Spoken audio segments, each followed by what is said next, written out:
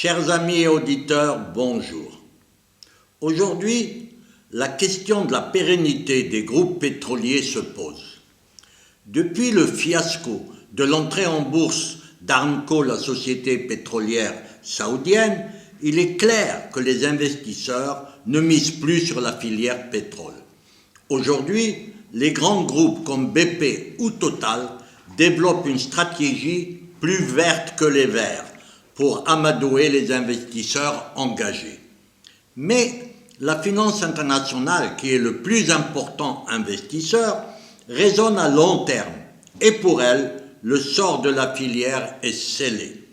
Le soutien aux énergies renouvelables a donné de piètres résultats à ce jour. Le citoyen consommateur ne veut pas voir le prix de l'énergie grimper et les emplois partir à l'étranger.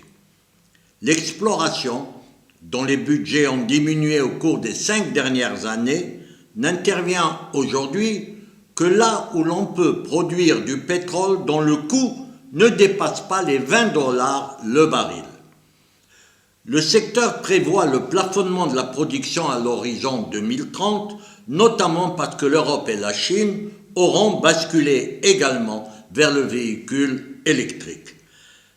La vulgarisation de la voiture électrique se heurte encore aujourd'hui au fait que les infrastructures vont moins vite que les constructeurs automobiles.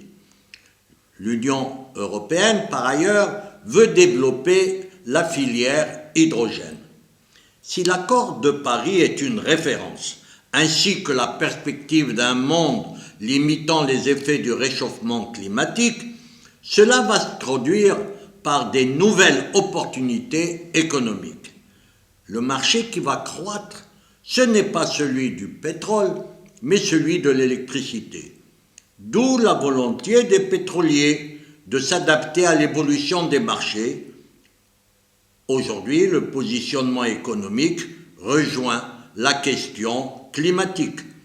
On est loin d'avoir tourné la page du nucléaire. Malgré le lobbying des écolos, de plus en plus on regarde vers le nucléaire qui a pratiquement résolu tous ces problèmes de jeunesse. En outre, à Tchernobyl, on a pu découvrir les capacités de régénération insoupçonnées de la nature. L'énergie nucléaire est une solution, sinon la seule solution pour lutter contre le réchauffement climatique.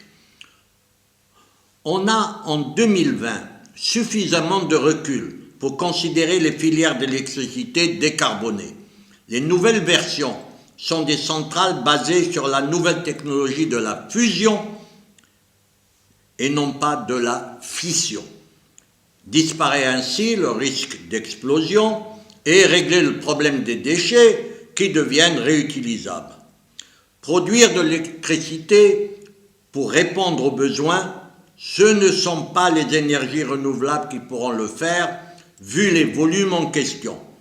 Les écologistes devraient admettre l'évidence et l'inévitable, même si cela viole un des dogmes de cette nouvelle religion qu'est devenue l'écologie politique.